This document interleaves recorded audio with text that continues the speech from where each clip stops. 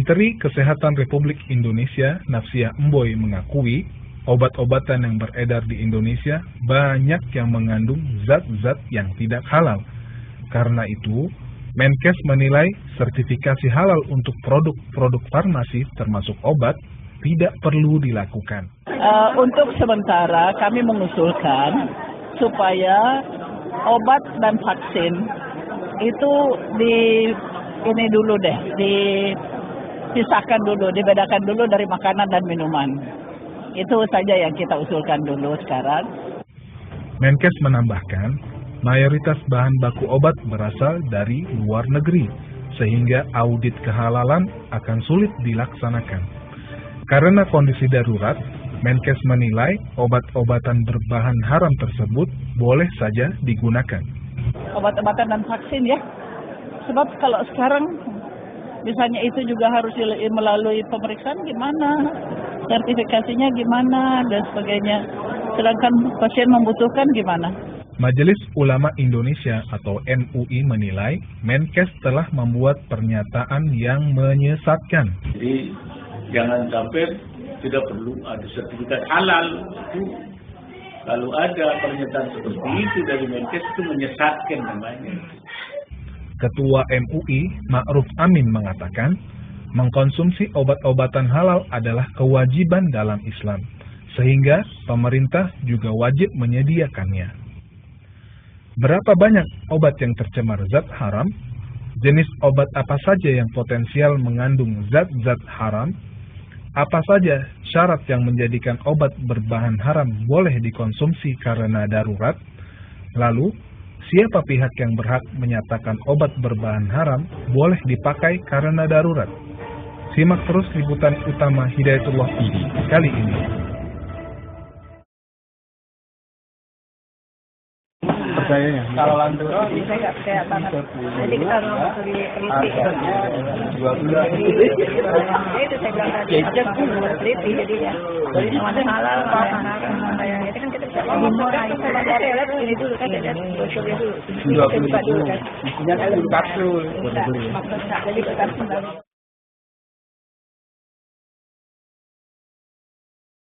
Ada obat itu.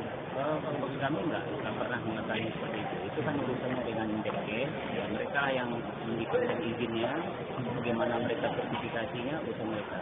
Bagi kami hanya pedagang, menjual, membeli. Kurang tahu sih kalau kayak gitu, iya soalnya kan rata-rata kalau di obat itu kan ya bahan apanya itunya tulisannya tim, ya kita kurang begitu ngerti. Status halal haram produk obat di Indonesia memang sulit diketahui.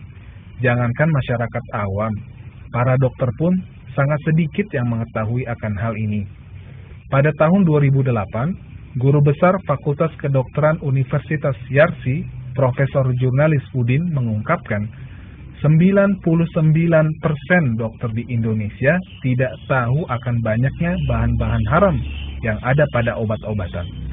Karena dokter cuma tahu tentang bahan aktif obat, khasiat obat, indikasi dan kontraindikasi obat, efek samping, dosis dan kemasan obat saja.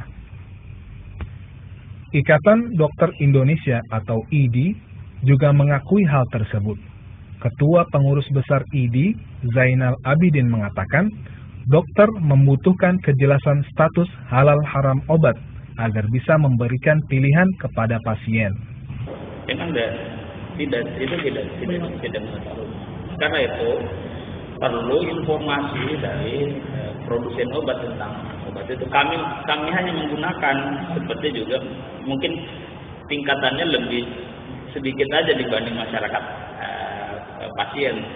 Nah, kalau dokter saja tidak mengetahui itu, maka gimana memberitahukan kepada pasiennya. Jadi itu menurut saya apa yang disampaikan Pak dokter jurnalis itu betul.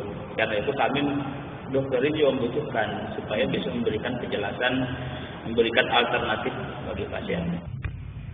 Direktur Lembaga Pengkajian Pangan, Obat-obatan dan Kosmetika Majelis Ulama Indonesia atau LPPOM MUI, Lukmanul Hakim mengatakan, jumlah produk obat yang tersertifikasi halal masih di bawah 1%. Katanya, dari 30.000 produk obat yang diproduksi, hanya 22 produk obat saja yang telah lulus uji halal. Kata Lukman, rendahnya angka tersebut karena sertifikasi halal belum diwajibkan oleh pemerintah. Kalau dilihat dari yang beredar memang nggak sampai 1% ya, nggak 1%. Kalau yang mengacu kepada data obat yang diregistrasi di Badan POM, itu kan akibat dari apa? Akibat dari sifat sertifikasi kita yang masih voluntary atau sukarela gitu, dan kemudian juga akibat dari pemahaman-pemahaman yang tidak tepat atau kurang tepat terhadap penggunaan obat yang dikategorikan sebagai darurat, yang sebetulnya tidak tepat seperti itu. Hampir semua ada di 3 jenis olahan ya, pangan, obat, dan kosmetika.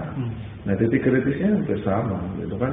Kalau di produk bahan baku alami misalnya, ya tentu di situ kalau dia hewannya apa, penyembelihannya seperti apa.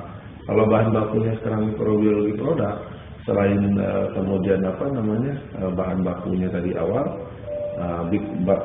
medianya seperti apa, medianya dari apa, kemudian bagaimana mendapatkan media itu, apakah media pertumbuhan bakterinya itu adalah media yang dari babi atau yang pernah bersentuhan dengan babi. Nah, itu yang seperti itu. Jadi semua ada di 3 jenis itu, pangan, obat, dan kosmetika.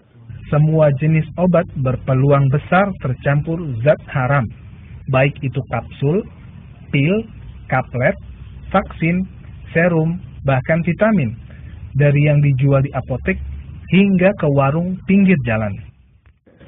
Sama, jadi obat yang generik ataupun obat paten itu memiliki peluang yang sama. Gitu. Karena apa? Karena bahan baku kita itu diimpor 90% dari luar negeri. Dan metode cara mendapatkan bahan-bahan baku itu adalah dengan tadi sintetika kimia, bisa jadi sintesis dari alami ya misalnya, atau juga mikrobiologi gitu, seperti itu. Meski bahan baku obat begitu kompleks dan berasal dari luar negeri, LP POM MUI mengaku siap mengaudit setiap jenis obat yang beredar. Iya, kita siap karena pengetahuan sains dan teknologi untuk 2-3 kelompok itu kita sudah siap, pangan, obat, dan